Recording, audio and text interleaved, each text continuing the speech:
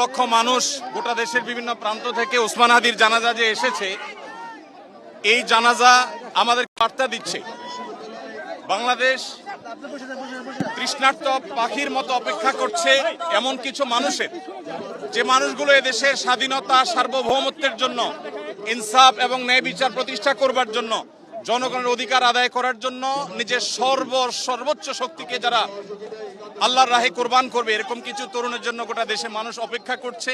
সেই তৃষ্ণা আমরা কিছুটা হলে অনুভব করেছি হাদির জানাজার মধ্যে, এত লক্ষ লক্ষ মানুষের এই উপস্থিতির মধ্য দিয়ে।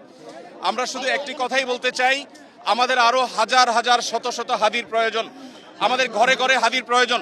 আমরা যারা এখানে এসেছি, ওসমান হাদির এই চেতনা, তার আদর্শ এবং তার যে সততা, তার যে নিষ্ঠা, এটাকে যদি আমরা ধারণ করতে পারি, আমরা তারুণ্য ধারণ করতে পারি।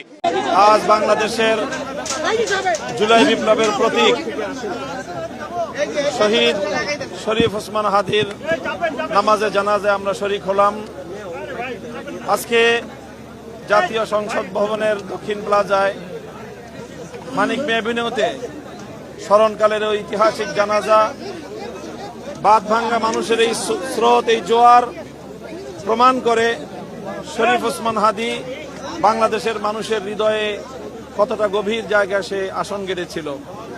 গোটা বাংলাদেশের মানুষ সারা পৃথিবী জুড়ে শরীফ ওসমান হাদির বিরহ বেদনায় তারা কাতর। তবে আসার কথা হলো যে তারা এই শোককে শক্তিতে পরিণত করেছে।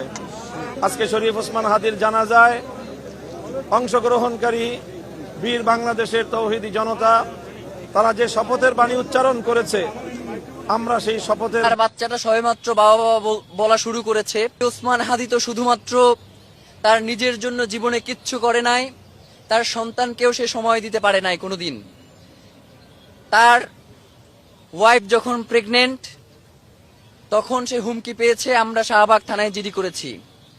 তার বাচ্চাটা সবেমাত্র বাবা বাবা এই হাদির উপরে আঘাত, সামনে যে অবস্থা আমরা আশঙ্কা করছি আরো বিভিন্ন ধরনের আঘাত আসতে পারে।